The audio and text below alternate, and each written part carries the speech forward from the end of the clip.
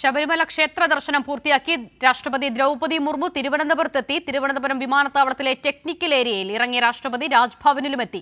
വൈകുന്നേരം ഗവർണർ ഒരുക്കുന്ന അത്താഴ വിരുന്നിൽ പങ്കെടുക്കും. തുടർന്ന് 2 ദിവസങ്ങളിലായി സംസ്ഥാനത്തെ വിവിധ പരിപാടികളിൽ രാഷ്ട്രപതി പങ്കെടുക്കും. എസ് ഷീജ വിവരങ്ങൾ നൽകാൻ ചേരുകയാണ്. ഷീജ തലസ്ഥാനത്തേക്ക് മടങ്ങിയെത്തിയിരിക്കുന്നു. സൂചിപ്പിച്ചതുപോലെ ഇനി ഇന്നത്തെ അത്താഴ വിരുന്നുണ്ട്. മറ്റു വിവരങ്ങൾ എങ്ങനെയൊക്കെയാണ്? തീർച്ചയായും മസൂദ, ഏതായാലും രാവിലെയാണ് ഇവിടെ നിന്നും രാഷ്ട്രപതി തലസ്ഥാനത്ത് നിന്നും ശബരിമലയിലേക്ക് പുറപ്പെട്ടിട്ടുണ്ടായിരുന്നത്. ശബരിമല ദർശനമൊക്കെ പൂർത്തിയാക്കിയാണ് ഇപ്പോൾ തലസ്ഥാനത്തേക്ക് മടങ്ങിയെത്തിയിരിക്കുന്നത്.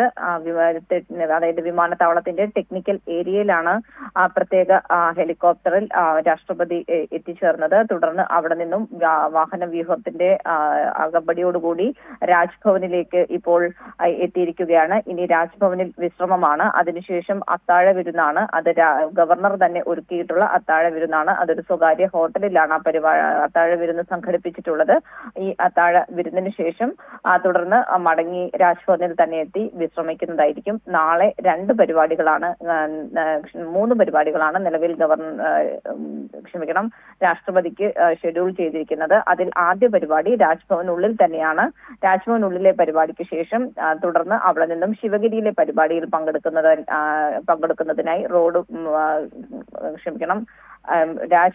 രാജ്ഭവനിലെ പരിപാടിക്ക് ശേഷം ശിവഗിരിയിലെ പരിപാടിയാണ് ഷെഡ്യൂൾ ചെയ്തിരിക്കുന്നത്.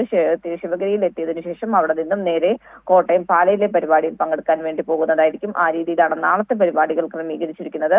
അതിനുശേഷമുള്ള ദിവസം കുമരകത്ത് തങ്ങിയതിനു ശേഷം കൊച്ചിയിലെ ആ പരിപാടിയിലും പങ്കെടുത്തിട്ടായിരിക്കും രാഷ്ട്രപതി 4 ദിവസത്തെ സന്ദർശനം പൂർത്തിയാക്കി കേരളത്തിൽ നിന്നും മടങ്ങുക. ശരി, എസ് ഷീജയാണ് വിവരങ്ങൾ നൽകിയത്.